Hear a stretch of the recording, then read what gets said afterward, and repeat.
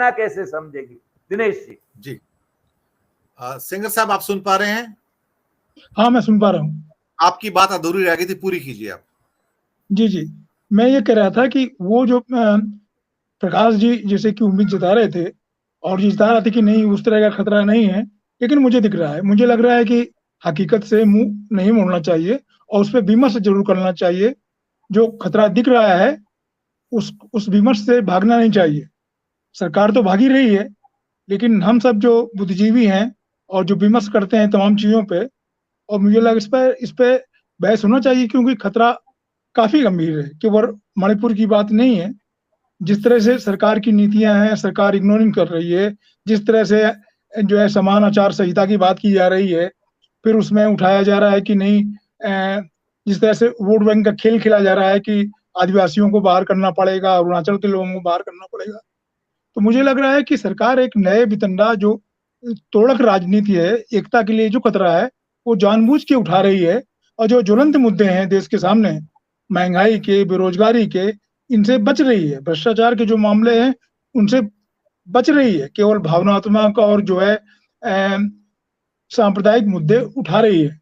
उसी से जुड़ा हुआ एकता का मुद्दा है। मुझे लग रहा है कि बड़ा गंभीर खतरा है।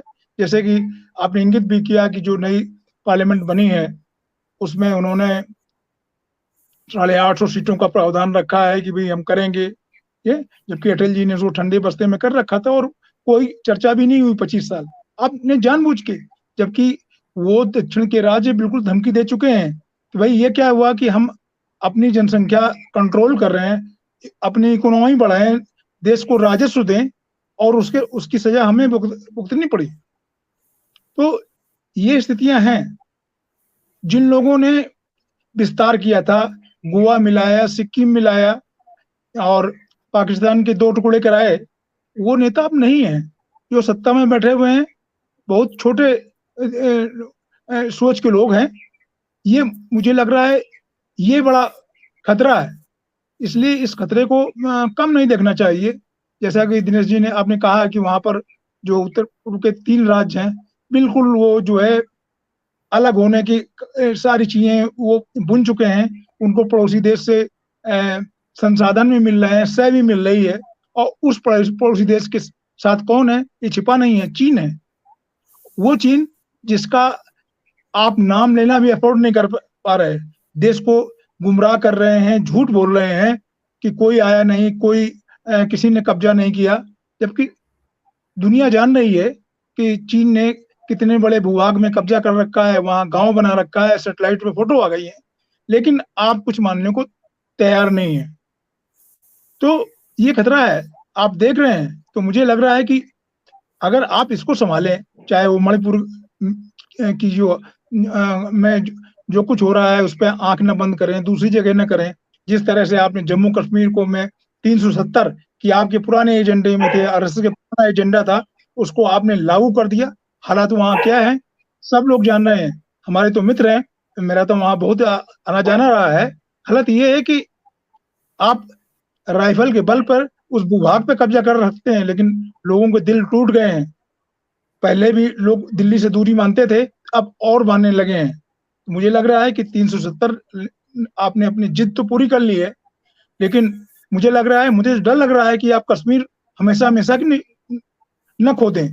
आज न खोया हो तो कल वो खतरा खड़ा हुआ है, क्योंकि लोग आपके साथ नहीं है। 377 हटाना ठीक था, लेकिन उनके ऊपर जख्मों पे नमक छिड़कना ठीक नहीं था कि आप एक स्टेट को 2 में बांट दो, फिर उनको स्टेटहुड भी खत्म कर दो, फिर उनकी यूनियन टेरिटरी बना दो, और फिर जो लद्दाख और कारगिल है उनसे विधानसभा भी छीन लो। तो ये तो मतलब आप किसी को मार देना चाहते हैं एक तरह से। ये तो मतलब डेमोक्रेसी का मतलब ये है सारा का सारा। नहीं, वहां आपने ये संदेश दे दिया कि ना आपकी कोई बात जाएगी, ना कोई पीड़ा जाएगी दिल्ली, ना आपकी खबरें जाएंगी। तो ये सच है वहां पर, मतलब और ये उसका असर केवल श्रीनगर में ही नहीं है दिनेश जी। मैंने देखा कि जम्मू संभाग में है, जम्मू संभाग में भी लोग खुश नहीं है, भले वोट देते हो भी आज बीजेपी को, और बीजेपी इसी चक्कर में खुश है। तो मुझे लग रहा है कि आपने बांटने की तो रूपरेखा कई जगह बना दी है देश के हिस्से में। खाली नॉर्थ ईस्ट में ही खतरा नहीं है, साउथ में भी खतरा है। और आप जिस तरह से हैंडलिंग कर रहे हैं, जिस जिस जिस तरह सत्ता जिस तरह से जो बिल्कुल बहुत छोटे दिल दिमाग के लोगों के पास है, तो मुझे लग रहा है कि ये खतरा आज के टाइम में बहुत बड़ा है और हम सब की जिम्मेदारी है, नागरिक समाज की जिम्मेदारी है कि इस खतरे को हल्के में न ले। ये बड़ा बड़ा गंभीर खतरा है। जी जी दिनेश जी, छोटे छोटे उत्तर लेंगे, 2-2 मिनट के, समय की बहुत